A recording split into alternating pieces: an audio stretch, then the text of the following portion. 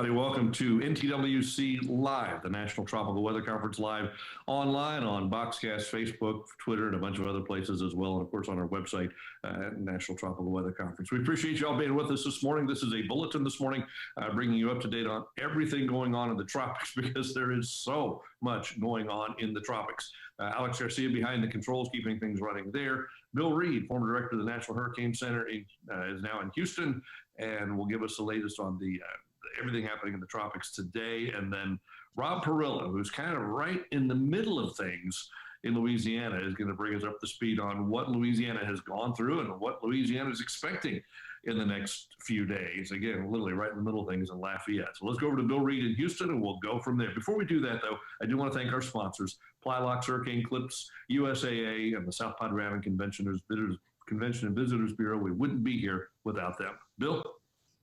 Good morning. Thanks, Tim. And just for everyone's edification, I do still have 80% of my hurricane shields on the windows, given how active the season is. So it's starting to look better for Western Gulf. Let me share the screen here. And we'll start with the latest tropical weather outlook. And it is very busy. We're going to talk about in-depth Sally. We'll mention a little bit about Paulette, Teddy, and Vicky, the newest storm out there. But we'll start with our outlook area down Tim's Way. They're getting a bunch of rain. This tropical wave that's been working all the way around the Gulf Coast over the weekend is now interacting with an upper trough in South Texas and giving a bunch of rain offshore there. And as has been going on for 3 weeks now, we have another robust wave coming off the coast of Africa today. It's got a 40% chance of developing into a tropical cyclone over the next 5 days. One thing I noticed over the last 24 hours is almost over 3 weeks have been going on in the Cape Verde season with at least 3 or 4 very active waves evident over Africa. And here's the wave coming off today that might become Winfred. And I see only one other very well-developed wave now over the central tropical portion of Africa in there. So maybe we're going to start winding down the Cape Verde season on schedule. We'll see. Time will tell. Looking at the big picture on the satellite, our Eastern Atlantic storms are still in the developmental stage. Talk a little bit about that. Renee won't go away. It's still there, but it's not forecast to do anything. Paulette went right over Bermuda overnight last night. Looks to me like they got 80-mile-an-hour winds over in there, and they built that, so their structures should be all right. It'd be a power outage and some superficial damage is what I would expect to see on that. Here's Tim's little disturbance down here that'll keep him cool today. And we're not even going to talk about, no one's talking about this, but there actually is a tropical storm Karina out here in the Eastern Pacific. And from looking at the big picture, this is a huge blowup of convection has been occurring with Sally in about the last 4 to 6 hours.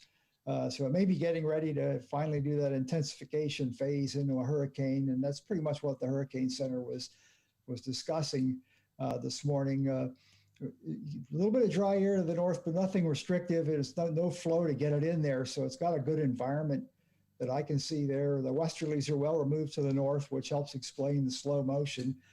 Narrow little ridge of high pressure is a little tough to see on this satellite imagery. I'll show you an upper air chart here in a little bit that'll get into more detail on that. First off, there's Paulette. It's getting ready to slingshot out into the open Atlantic. And then towards the end there, the flow gets all broken down again, and it drifts south while becoming just a remnant low near the Azores.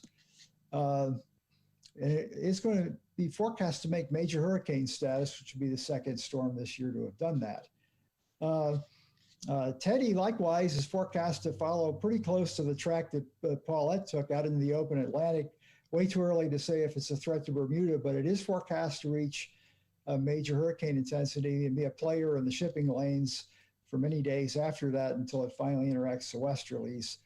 We'll worry about that in a week or so. And lastly, in the open Atlantic, you have Vicky here. It's forecast to get into a hostile environment, partially due to the development of Teddy out to its east, but it is forecast to maintain tropical storm strength for a day or so. Close up of the blow-ups on the top there and a huge cold dome on top of the storm now, and good outflow in all directions. It wouldn't surprise me if we get it up to a hurricane pretty soon today once an eye forms on it. One last slide I want to show is the recon plane that's out there. The center has been building northward, reformed from the last night to this location and underneath that convection. And it's the successive runs of the recon aircraft into the storm have it still easing slowly northward, in that it's going to take into play, I think, the eastern side of the cone may be more at risk than the western side on this. And quite a large area now of strong tropical storm force to near hurricane force winds out here in the northern semicircle of the storm. All right, let's see if we can do this right here. Quick look at the advisory on the storm here. This is the latest advisory. It's forecast to be a hurricane by this afternoon. Stall as it comes into the near the mouth of the Mississippi, and very slowly drifts northward in there. So we're going to have a 24 to 36 hour period of prolonged easterly flow into this general region here, and that's why we're expecting significant storm surge impacts. Even though it's on a low end of a storm, the area is just so prone to storm surge flooding, and we can easily get pretty good storm surge values on that. But we're still seeing the recon graphic. Why? Okay, let me back up here. Oh, gosh.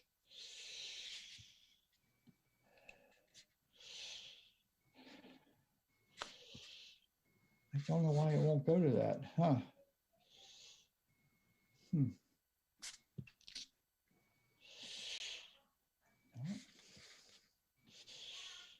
Still?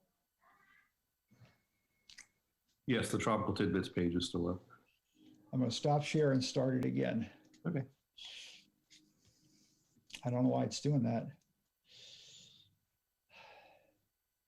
The fun of Zoom meetings. It didn't even show the PowerPoint in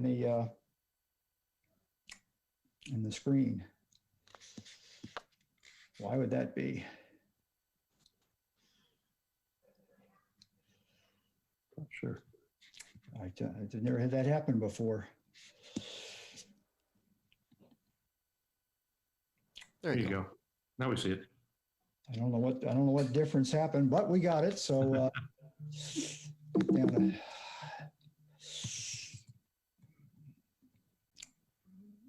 nope, that's not it. The Laura PowerPoint.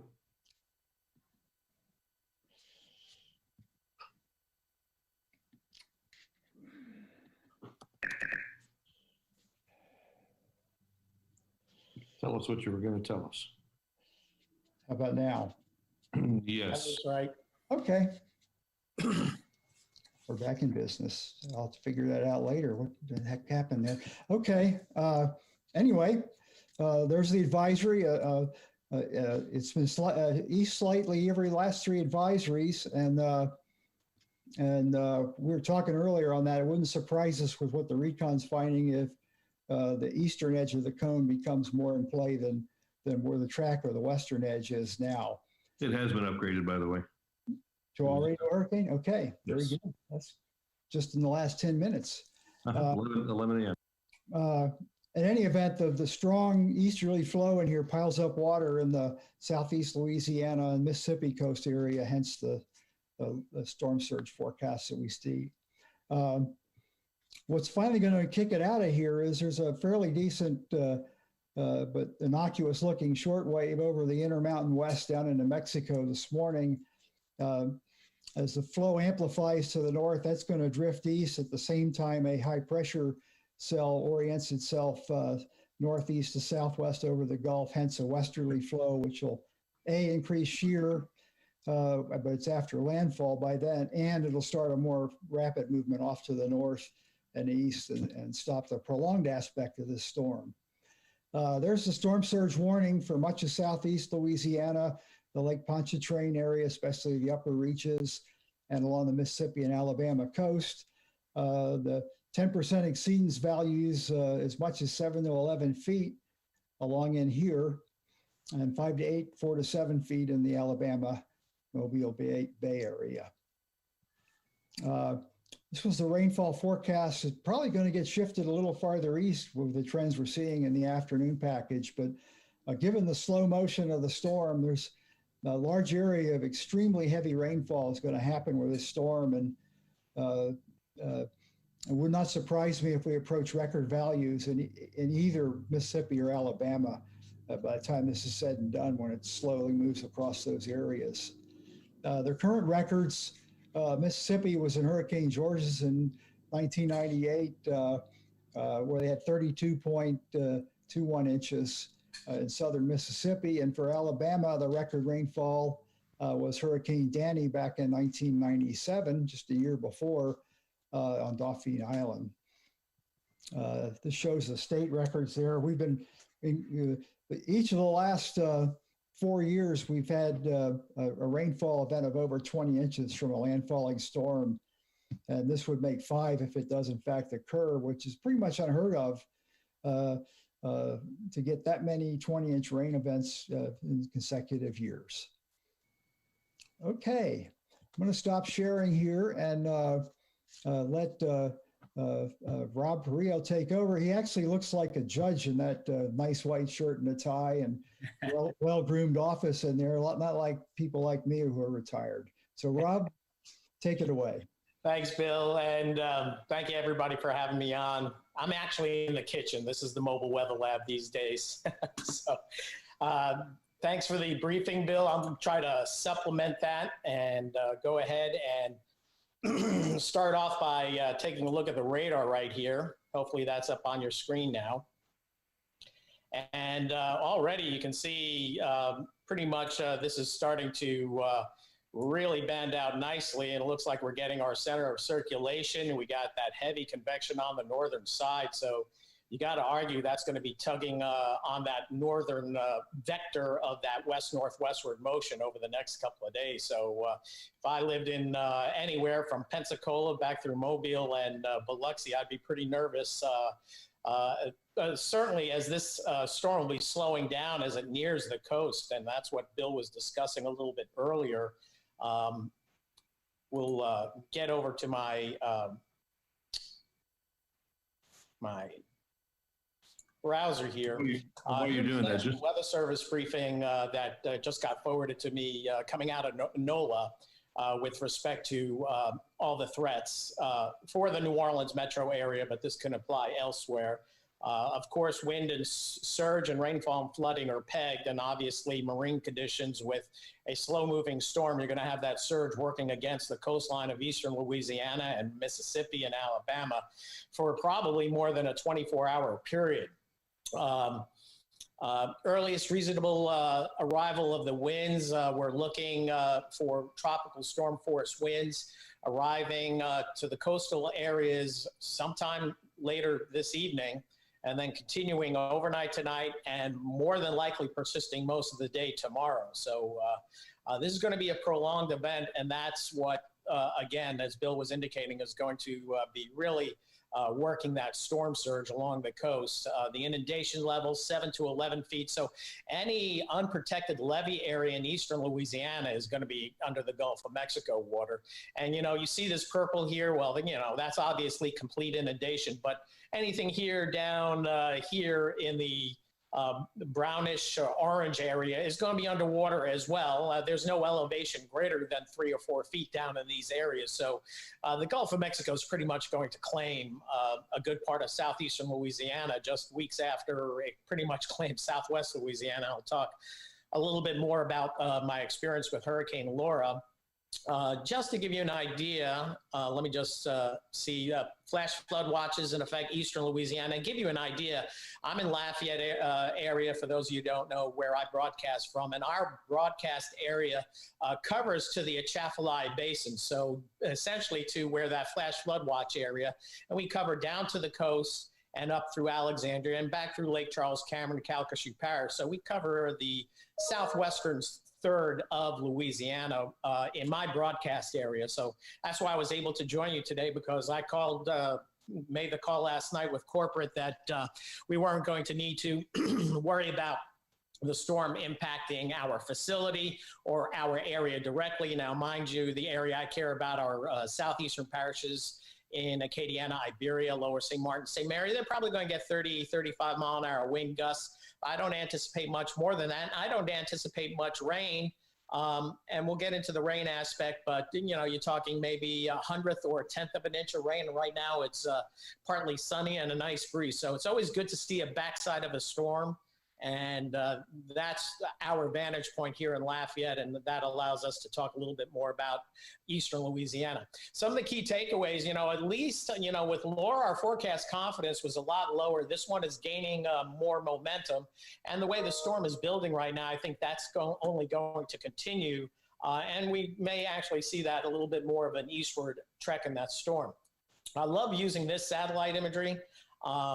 You can really see how the storm has been bursting out, relocating kind of over the center of circulation. And early on in the satellite imagery, Dr. Lyons gave us a presentation over at the AMS local chapter in Lake Charles. And you can see not only a gravity wave coming out, but you see the tendrils coming out of this storm. That's always a harbinger of an intensifying storm, and oftentimes a rapid intensification. So we'll see pressures dropping. We'll see what this has in it. It's awfully close to the coast. So we could certainly see this pushing a Category 2 status. Since it's just been upgraded to a hurricane now, it's wholly believable to see another 15 or 20 miles an hour added to what we're seeing. So, and then, forecasting, as Bill kind of showed you earlier on the infrared imagery, you have this weak high pressure ridging to the north, and I never trust these little bubble ridges at 700 millibars, 500 millibars. So this thing is not only going to be slowing down, but it may meander and wobble around for quite a while, and that's where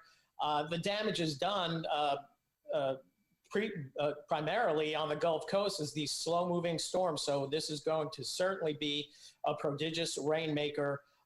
And the surge is going to be working its way. Of course, the risk of flooding rainfall is higher in Mississippi, Alabama, eastern Louisiana, and I think this purple shade may get extended a little bit farther north, depending on how things go. This is the WPC. Bill showed you this, but let me just get into the local National Weather Service office forecast product. Now, I kind of like this. This is out of NOLA, showing where the primary wind threats are going to be just about the New Orleans area on eastward. But as most of us know, have been involved in hurricanes, much better to be missed by a hurricane 20 or 30 miles east of you than 20 or 30 miles west of you. So New Orleans, not in a zone of extreme wind damage, but there will be a testing of the levee system here because of the persistent easterly, northeasterly winds that are going to be imparting, and the bulge of water that comes in with this hurricane by the eastern Louisiana coast and Mississippi coast. So one, areas outside of the levee protection area, hopefully everybody's out of there right now, already getting reports of elevated water levels coming over some roadways. So this is always the danger in a hurricane, is that people tend not to wait. They tend to wait to the last minute to get out. And by then the bulge of water well ahead of the hurricane's already coming in, and the tides are already 2 to 3 feet above normal. So that could really bode nastily for folks that haven't gotten behind the, here's my National Weather Service. Hold on, let me just get to my next graph here. So let's take a look at some of the model data. And this is the WPC rainfall. This is courtesy of WeatherBell. Let's just move this in. And this is the current forecast by the Weather Prediction Center on rainfall. got this bullseye of 15 to 20 inches of rain just offshore, but edging into the Gulfport Waveland area over toward Biloxi and then Mobile, all 15-inch rain, Dolphin Island, Gulf Shores, 15 inches or better. And as we all know, on tropical systems, sometimes you can almost double those rainfall amounts. So in isolated spots. So as Bill was indicating, maybe pushing the records are in the low to mid 30 range, and with a slow moving storm. And let's hope this thing continues to move. I kind of was surprised with Laura that it kept moving along at a pretty good pace, but this one is certainly going to be much more slower moving. Interestingly enough, comparing this is some of the hurricane models. This is the HWRF. This is a midnight run last night, 30-hour forecast for 12Z tomorrow morning, 7 o'clock in the morning. Has a pretty impressive storm. Let's see if we have the maximum wind here at 129. So that's likely in a gust. But I don't have pressure here, but we could look at that if we need to, if we have some questions a little bit later on. And then let me get over to the HMON and show you that. And same forecast, just essentially the same forecast there. So this is going to be a respectable storm. And again, you're going to have this you kind of have a bowl action going on here. This is nestling in right between eastern Louisiana and Mississippi. So don't want to downplay the storm surge on the Mississippi coastline either, because it's going to be slow moving. You're certainly going to see a significant 7 to 11 foot pileup from eastern Louisiana, and more than likely going into Mississippi as well. Looking at the NAM model, which Bill looked at and talked about a little bit earlier, this is a 12Z model. Not much different on how this looks to play out radar-wise. Let's back it up a little bit here. So outer rain bands coming in. Let's see what time this looks like, 5Z. So this is right about midnight tonight, 1 a.m., 2 a.m., 3 a.m., 4 a.m., 5 a.m., 6 a.m. So you can see slow movement, and it may not be till daybreak tomorrow before those intense rain bands begin to work their way into coastal Mississippi and then westward toward the NOLA area. But again, the core of the storm just east of New Orleans, still going to get, pardon me, a 4 to 6 foot surge coming into Lake Pontchartrain, Lake Maurepas. Lake Borgne is going to see 7 to 11 feet. So because of this slow movement, that's when you're looking at these big rain events as well. GFS model, this is the midnight model, no change, so we have real good confidence right now on the forecast trends. Looking at Levi Cowan's site, Tropical Tidbits, just looking at the trends for intensification. This is the 0 Zulu model run on Sally, the model run 7 o'clock last night. Most of the model members in the category 1 category. The 6Z run, pretty much the same, an outlier pushing category 2, but mostly mid-range category 1. But 12Z model may be catching on to what we're seeing with the bursting convection now. It'll be interesting to see what this graphic looks like later today, but now maybe pushing more of a mid to high end range Cat 1. And as we always say, be prepared for a full category higher. So this certainly could be in a category 2 range, but again, length over water, not maybe a problem, but maybe proximity to land. But as long as it's over mid to upper 80-degree water temperatures, you're going to have a major issue. I don't have the forecast track with Laura, but I did want to talk a little bit about Laura. But did we want to stop on any questions before I got into Hurricane Laura? We just get the update from 11 a.m. and I can share that with everybody that the winds are up to 85, pressure's down to 985. Marcus wants to know if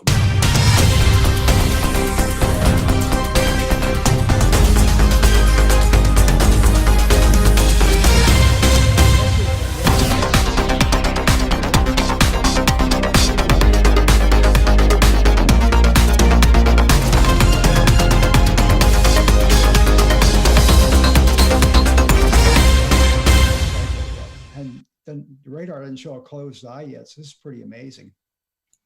Yeah, that's the amazing part. And when these things get going, it's go time. So unfortunately, it's going to be a rough ride for our friends over eastern Louisiana, Mississippi, and Alabama for sure. Yeah, they've been concerned about. You can see in their discussion all along that the hurricane models have been giving them those high-end values right up at the end of the track at landfall. So those are coming to fruition, unfortunately. Right. So, okay, that's good. That's the only question we had. I wanted to update on the storm. So go ahead and go now, talk a little bit about Laura, and then we'll come back to whatever questions folks have. Sure. Is my screen still up there, Tim? Yes, it is. We're looking at Okay. satellite image now. Well, Laura came in, and you can see my cursor, okay? Yes. Okay, so Laura came in right at ground zero at Cameron Parish, and leading up to the storm, I was playing that storm surge that was going to be equal to on par of Hurricane Rita, which made landfall over by Sabine Pass. But the day before Rita was a Cat 5 down here. It had weakened to a 3 at landfall, but it pretty much amassed, if we use that old Saffir-Simpson scale, a Cat 5 storm surge, because we don't use that now, given a category what the storm surge is going to be, because every storm is different, obviously. But we knew we were in for a huge surge. We knew we were in for a major wind event across Southwest Louisiana. And the difference between Rita and Laura, Rita had a much larger expansive surge and much more intense surge, whereas Laura had much more wind going with it, because if you remember, Laura went through a rapid intensification cycle and never really stopped weakening until it made landfall. So post Laura, we played that we'd see pretty big inundations across a good part of the Louisiana coastline, and we'll show you that graphic in just a bit. But this is the first storm I've gone and surveyed in Louisiana by far that had the worst wind damage, and on par with the wind damage you might have seen with Hurricane Harvey over a small area, but this was over a larger area over Southwest Louisiana, on par with what I saw with Michael, and those winds penetrating 3 parishes into southwestern Louisiana. So before I get to the damage pictures, and I'm pulling this off of Facebook. Let's see if I have this up here. Yeah. This is before a Hurricane Laura storm surge. And you can see all the areas of green, Cameron and Vermilion Parish. And this is roughly 4 days after the storm. So your before and after picture, all that blue is Gulf of Mexico water. So I came down, drove through Highway 82 here until I couldn't go anymore. Right at this point, right by Creole, Louisiana, a week, actually 8 days after the storm made landfall, water was still draining out of the marshland back into the Gulf of Mexico. So this roadway was still impassable. You can see it here with covered by blue.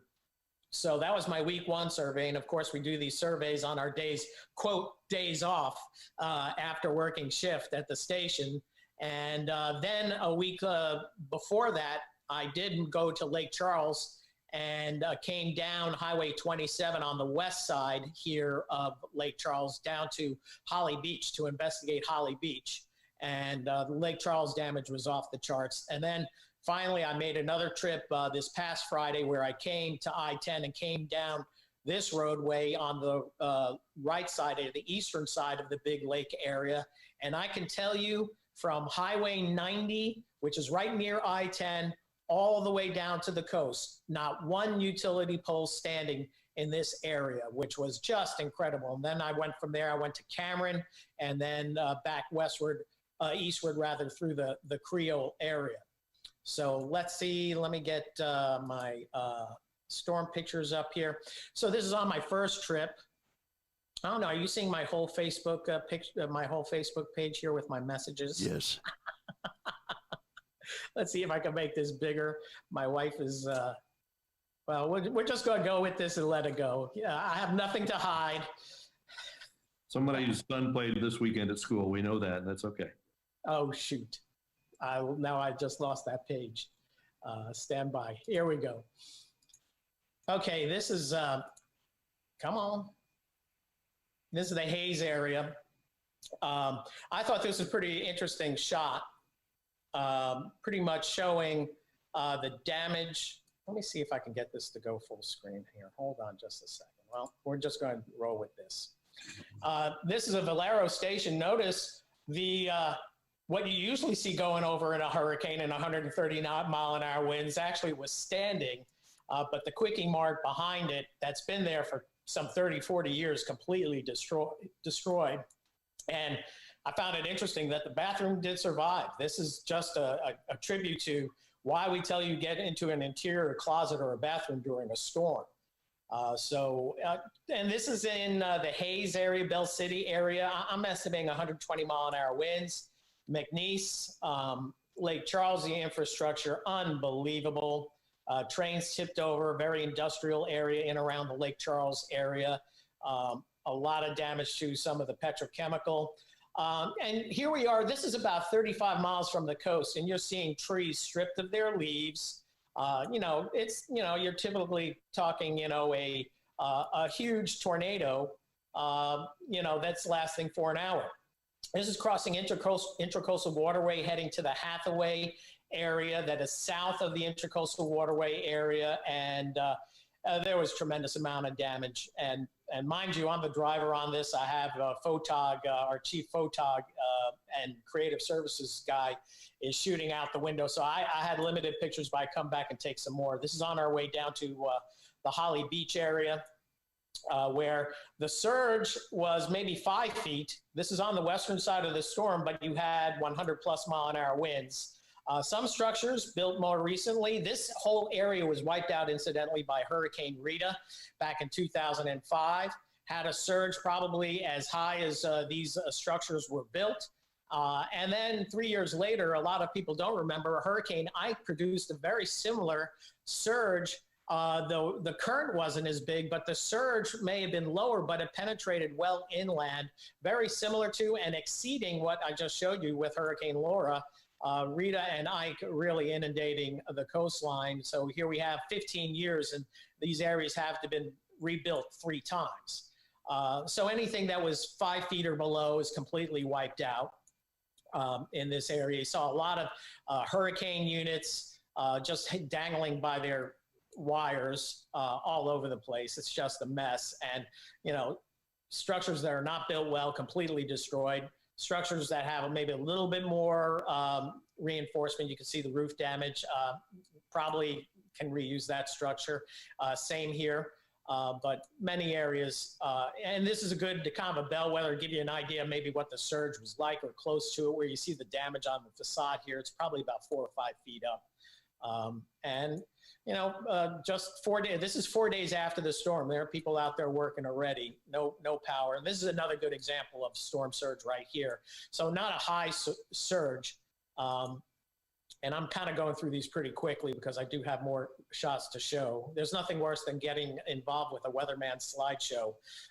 But this is the water tower at Holly Beach, which survived Rita, survived many a storm, but did not survive this storm. So you have major infrastructure problems. And the thatch that you see is incredible. That's all the debris coming out of the marsh and just piling up wherever it piles up. And, that's about 5 feet high or so. You see the fire truck buried in there and through the garage and telephone poles down. That's an inside shot of that water tower there. That's our Photog, sorry. So this is more like Perillo's home movies. And this poor gator was injured. So, and you see a lot of wildlife. And then this is coming back up through that Hathaway subdivision that was just over the Intracoastal Highway. Here's the difference between a mobile home and a frame-built house. And this frame-built house is off the ground, it's on little piers, but you can tell the difference in structure integrity there. That really highlighted it so much so. Okay. Let's come back up. We'll be coming back up through Lake Charles. This is more of the Hathaway area. And of course, a lot of shrimping communities here, a lot of sunken boats. And pelicans still around. Coming back through Lake Charles, the infrastructure damage, unbelievable. Very dangerous to drive. Here I am driving my buddy's truck. KPLC Studios, this is well known. General manager made the bold decision to evacuate that morning, and it saved lives. It saved lives. And I think this was a great example for any of us that work in the TV business. If you're going to be ground zero of a Cat 3 or 4 storm, it's time to think about broadcasting from a remote location. They had 3 tower trucks out there already. 4 days after the storm, the Capital One building looked very similar post Hurricane Rita, and just incredible the amount of wind damage. Every floor is a total loss because you have water just pile driving through this building. I heard preliminary insured losses 10, 15 billion. I think this is going to be 25 or 30 billion easy. Just because of Lake Charles. And then you have your Good Samaritans coming out, donating whatever they can, just, as quickly as possible.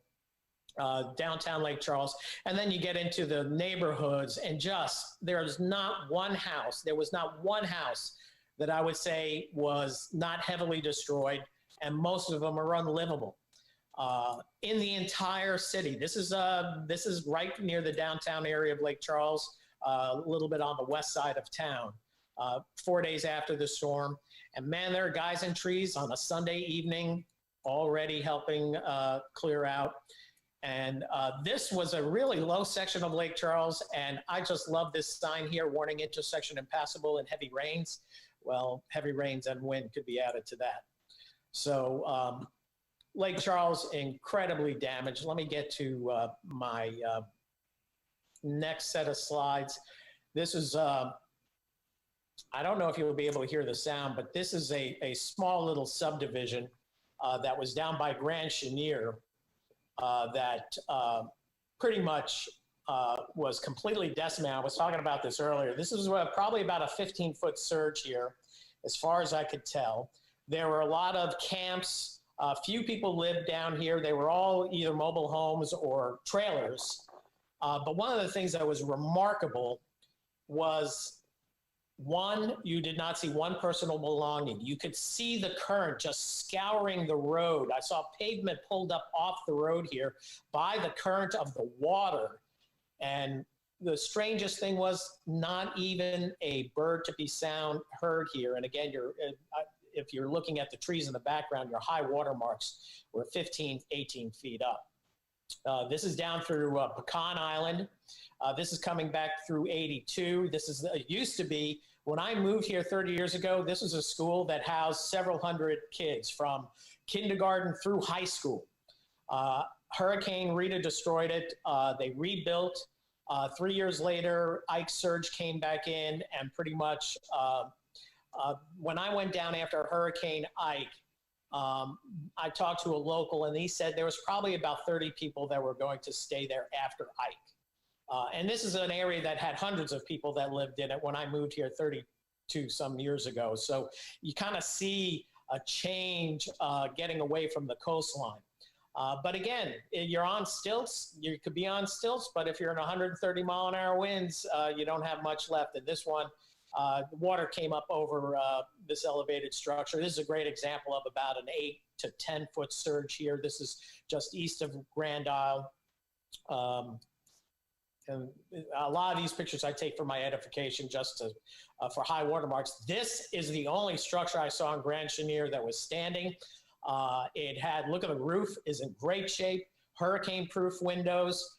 Whoever engineered this was lucky enough that the surge stayed below his house, because I don't see any fence damage on that first floor. I would venture to guess his floor right here was about 16 to 17 feet high, and you can see there's things hanging from underneath. So he had waves crashing underneath him, no doubt about it. But that is the only structure I saw on my entire trip down through, this is coastal Vermilion Parish, and structures new and old.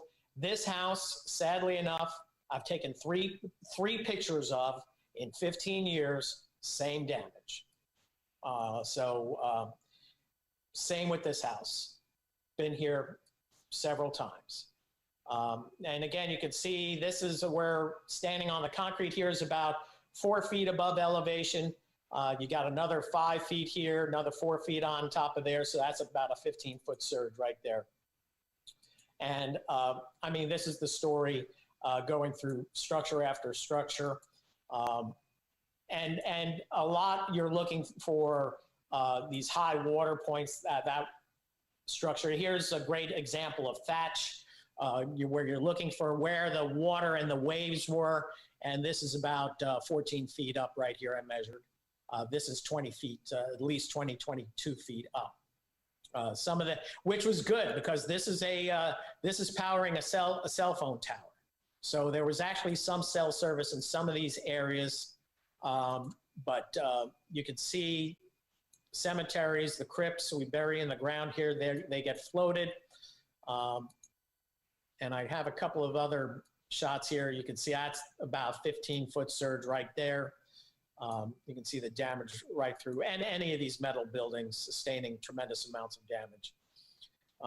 And this was getting to where it was impassable. I worked my way inland.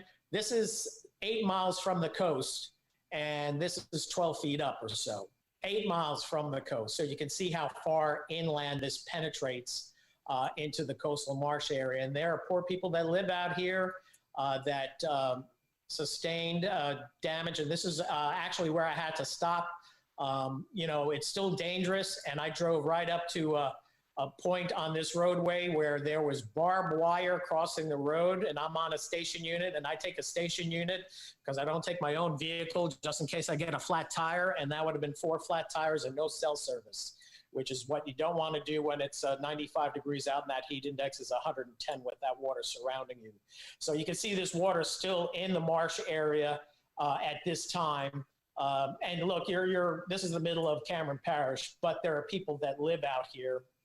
I won't do the 360 picture, but let me see if I have these are just some of the pictures I posted on Facebook.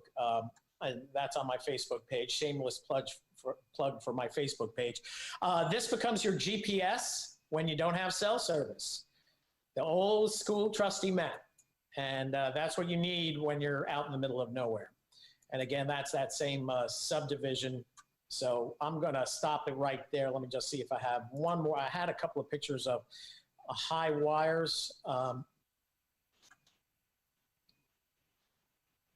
We'll finish it off with the church here. This is between Grand Chenier and just east of Cameron, appropriately named. It's a Catholic church, Our Lady Star of the Sea Catholic Church. And first blush from the outside, the front of the facade of the church looks in okay shape. Side of the building, it's like, uh-oh, windows blown out here, storm surge damage there. And this is what the inside of the church looked like. And you can just imagine. Now, the water was traveling back and forth, initially going from the right to the left with the initial surge, but then you could see the current of the surge that was flowing back to the Gulf of Mexico here to your left is what finally deposited all the pews on the left side of the church, which I found quite interesting on how that, you start imagining things in 3 dimensions, and you can see how the surge blew out the back wall, maybe a combination of surge and wind, the back wall of the church or the rectory there. So the cross still standing makes for a powerful shot. So I'm going to stop right there and open it up for questions on that. But one of the higher end storms, and I hope people don't forget, folks across the nation, don't forget folks across Southwest Louisiana. They have months, if not years, to rebuild there. And Lake Charles is going to be is in extreme humanitarian need right now. There are a lot of folks that are sleeping with generators, air conditioners. And one of the things that we've seen after with Hurricane Laura is more fatalities post-storm from carbon monoxide deaths, overexertion, heat, exhaustion, and heart attacks. And trees and we've had a couple of electrocutions as well. All of those post-storm things that we try to talk about a little bit while we're doing hurricane coverage, but obviously it's not enough, and we need to do more public service announcements year-round, so we drill it into folks. Don't put these generators in a carport because it's still not well ventilated. Get it out, and it can rain on it, and just don't change the gas and let it cool off before you regas it up. But it's just a shame. We had a family of 5 that passed away because they had a generator in their garage. Their garage door was open, but in some way, shape, or form, the door fell down, and a family of 5 perished from carbon monoxide. So just horrible after the storm.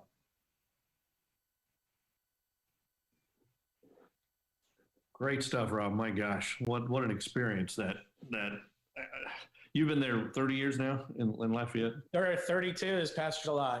Yeah. How does this rate in terms of the experiences you've been through? You know, everyone is so different, and I can tell you there's a level, whether you're a meteorologist forecasting this or somebody who's I've gone through the 2016 flood. If you go through a disaster, there's this PTSD that kicks in. I can tell you on my 3rd trip down, I couldn't look at the pictures after I took all the pictures I did that same day because I didn't want to see it. It's just it's emotional traumatizing when you find yourself, I don't have a place to stay. I can't find a place to stay within 60 or 80 miles. A lot of folks in Lake Charles now are commuting from Alexandria, from Eastern Texas, from Baton Rouge and NOLA, going back and forth to their homes. A lot of folks in Lafayette, we have a lot of the power crews staying here, a lot of the tree clearing crews staying here, working to get in and out. But just looking at the damage, and I've seen lots of Cat 3 and 4 hurricane damage in other parts of the Gulf Coast. Going through Lake Charles and seeing the scope of the damage, it's essentially seeing a whole town that's been wiped by an EF2 tornado that lasted for 90 minutes. And the monumental task of getting that area back to normal. It's an industrial rich area. It's a very important area to our national economy.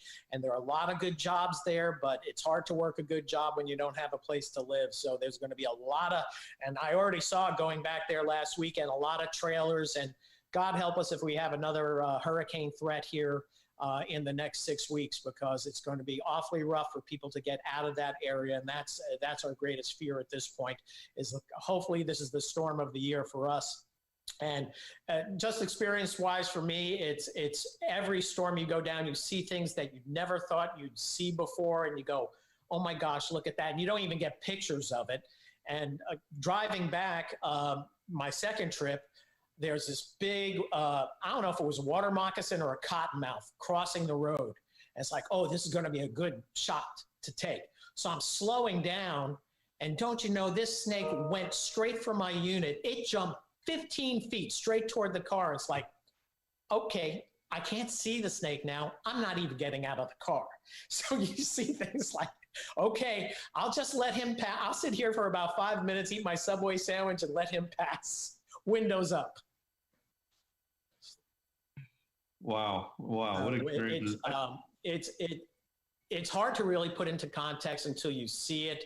And, you know, in this news cycle right now, you know, a hurricane that hit 2-3 weeks ago is just not even a backstory. And that's the unfortunate thing. And of course, Laura deserves all the attention, Sally deserves all the attention it's going to get, and then some, because it is going to be another disaster. And you compare Laura with Sally. Laura kind of was moving at 15, 16 miles an hour. So you had that surge imparting its dynamics on an area for maybe a 12-hour window.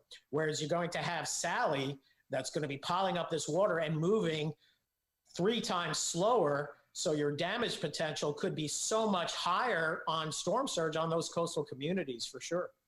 Yeah. I looked about 4 or 5 days ago and still showed about 90% of those Calcasieu and Cameron Parish still without any kind of utilities. Is that still the case? Yeah, it is improving. I heard about 100,000 or so, but I can tell you the last 40 or 50,000, it might be November. You know, you got to work your way. You got to get your power to your central business district. Where you're staging. We all know the drill. But some of these. I mean, Lake Charles is a heavily treed area, and just from experience from just Hurricane Lily, that was a Cat 1 that came through here in '02. That there were some spots that didn't have power for 2 or 3 weeks. It's very easy to imagine. And I kind of almost liken a lot of the damage that I saw, kind of similar to what Puerto Rico looked like, maybe an infrastructure that is better than Puerto Rico, but you saw some spots there not getting power 6 months, beyond 6 months. So I see some areas months. I don't know how they're going to get power down to the coastal communities with all those power lines down on 27 that I saw.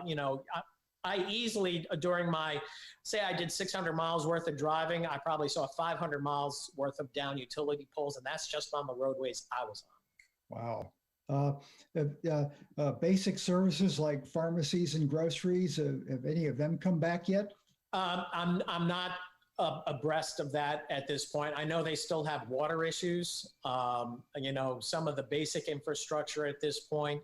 But there's a lot of people down here. There, you can tell there is just by being on I-10 the last couple of times on my trip, there is a rush hour between Lafayette and Lake Charles where you're doing 20 miles an hour for 70 miles on I-10 during the morning and the evening every day. So, we have a lot of people in, and one of the other things I have not been able to do, I'm hearing and I'm seeing some reports that the trees, Western Louisiana is heavily treed with a lot of pine, a lot of water oak, and those are all the trees that went down, and that goes 100 miles north of here.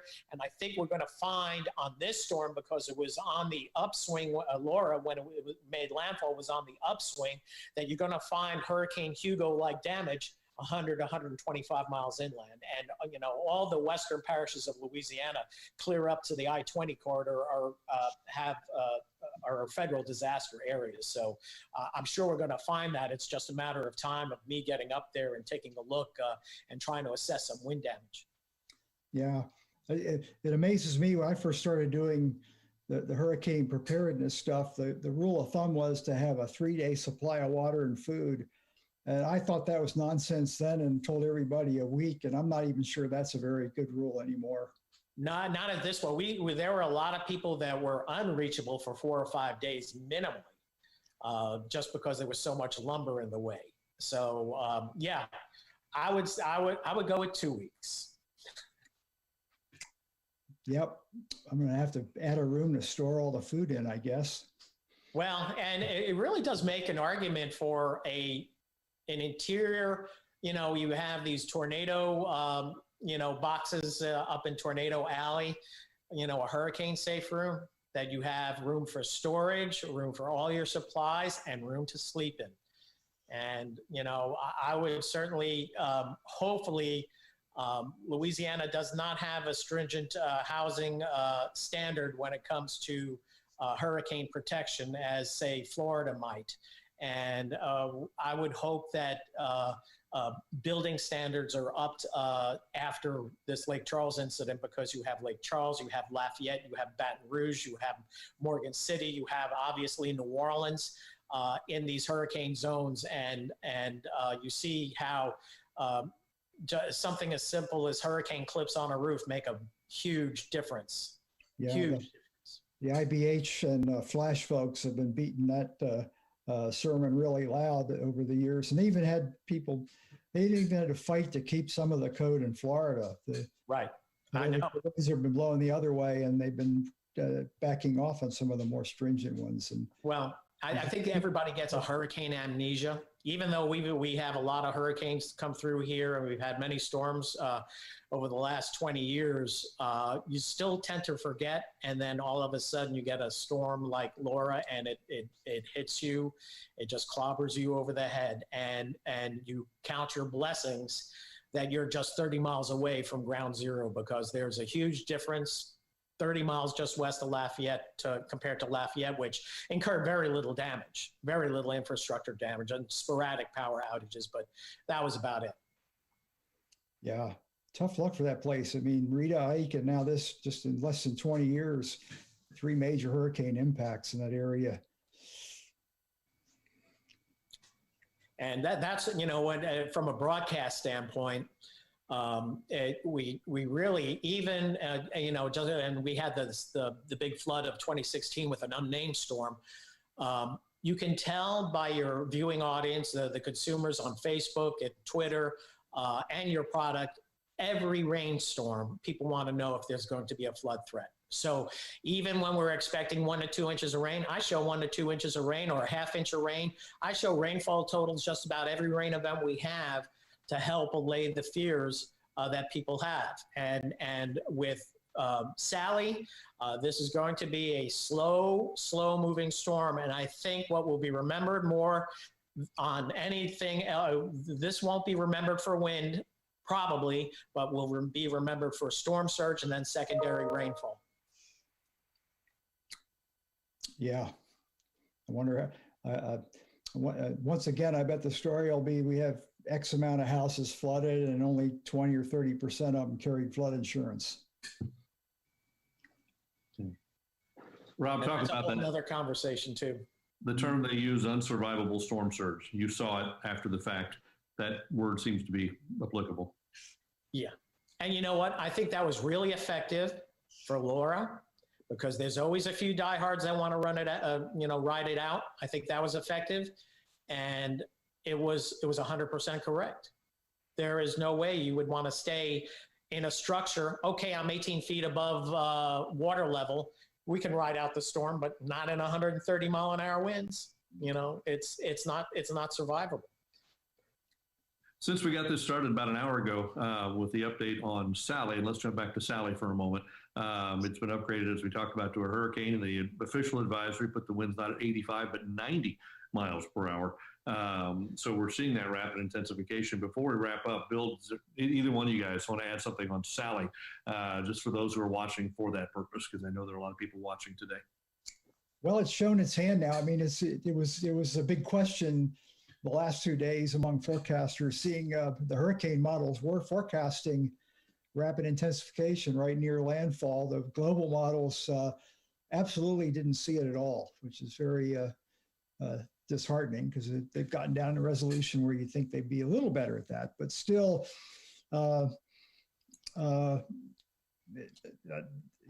there's somebody's going to get the impacts of this that are going to be at the upper end of what had been forecast. And that's why I think the Hurricane Center's been steadfast in saying that there's a reason we use a 10% avoidance or exceedance criteria for the surge. You can always recover from one that comes in less than what's forecast.